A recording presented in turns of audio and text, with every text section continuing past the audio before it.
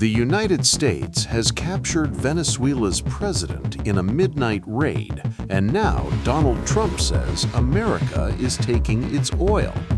As Caracas counts its dead, Washington counts barrels. 30 to 50 million barrels of Venezuelan crude headed straight to American ports at market price under presidential control. This is no longer diplomacy. This is power politics, live and raw.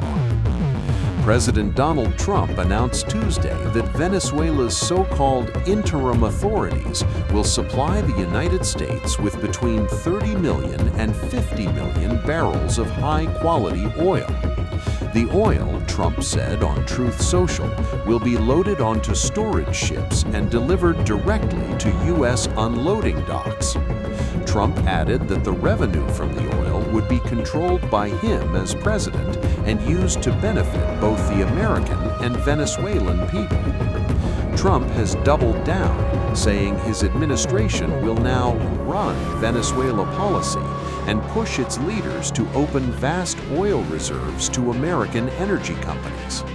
The White House is now organizing an Oval Office meeting with executives from Exxon, Chevron, and ConocoPhillips to discuss Venezuela's future energy landscape. Trump has also dismissed Democratic criticism of the raid, arguing both parties long agreed Maduro was illegitimate. Speaking at a House Republican retreat, Trump complained Democrats refused to credit him for what he called a successful operation. And it was an amazing military feat that took place yesterday. Think of it, an amazing military. The people are saying, well, thank you.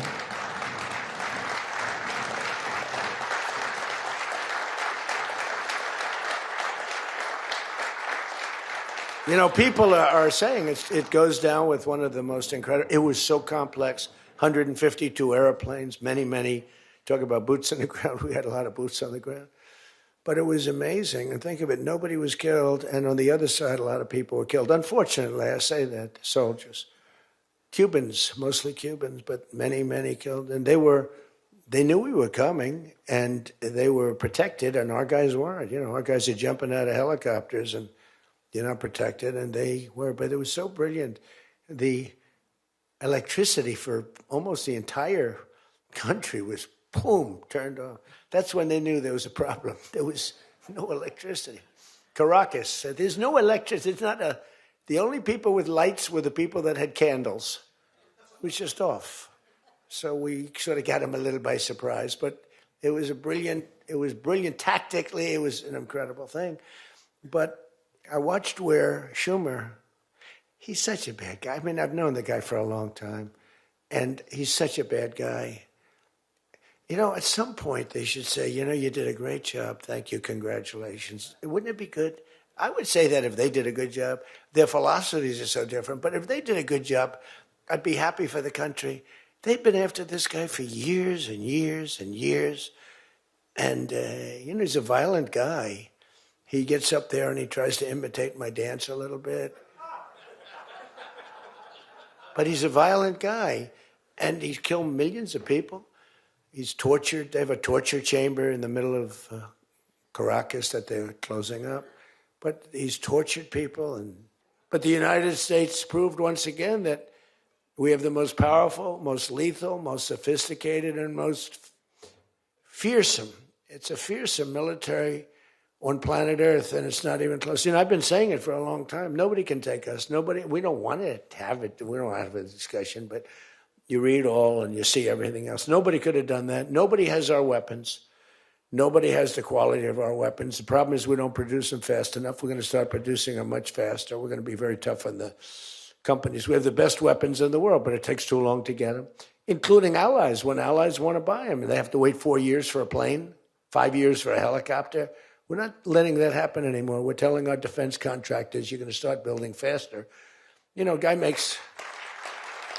I have a big problem with it. I'm the king. I have sold more Boeings than any human being on earth. They gave me an award, Salesman of the Year. I said, what about Salesman of in the history of Boeing? I've sold more Boeing planes than any man in history by by far, probably over 1,000. Over 1,000 planes. I said, that's the good news. But why should they wait 3-4 years to get a plane? They should get them immediately. The F-35s, it takes too long to get them.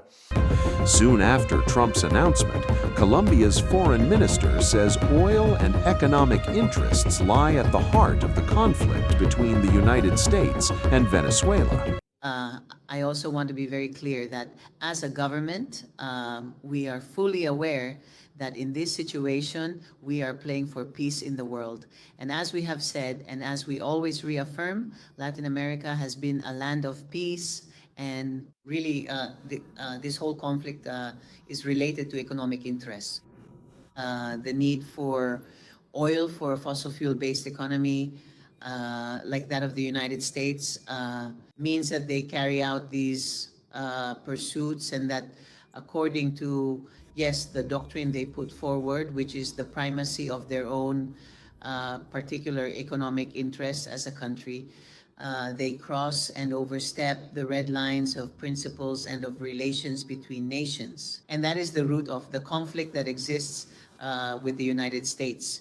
As you well know, throughout its history, the United States has been a country that has intervened in different countries in search of the resources that it needs for its economy.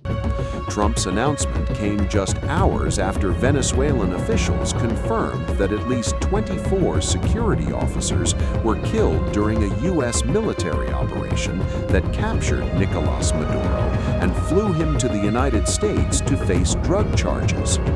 Caracas says the raid unfolded in the dead of night, leaving dozens dead, including civilians, and triggering accusations of war crimes. Venezuela's Attorney General, Tarek William Saab, said prosecutors will investigate the deaths, describing the strike as an illegal act of war. Meanwhile, interim President Delcy Rodriguez declares 7 days of mourning for soldiers killed in U.S. attack. We, as the Public Prosecutor's Office, have appointed 3 prosecutors to investigate the dozens of casualties, both innocent civilians and military personnel, that have occurred in the midst of this war crime, of this unprecedented aggression against the Venezuelan homeland. The most important thing the 3 kings have brought us is that we become aware of what it means to safeguard the peace of our country, of what it means to ensure that Venezuelan men and women can live in peace. That is the most important thing, that the harassment ends. I have said it in every way possible, that the harassment of Venezuela ends, that the aggression against Bolivar's brave people ceases. And from here, a message to our young martyrs who gave their lives in defense of our country. Young martyrs, I have made the decision to declare a 7-day period of mourning in honor, and glory of the young people, women, and men who died, who gave their lives defending Venezuela, defending President Nicolás Maduro. Our recognition goes out to them. Maduro was indicted in the U.S. in 2020 for narco-terrorism and cocaine trafficking, with a $50 million reward now offered for information.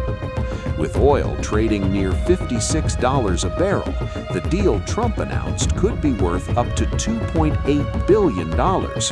That amount represents just 2.5 days of total U.S. oil consumption. As oil moves north and power shifts south, the world is watching, because this is no longer just about Maduro. This is about who controls the hemisphere next.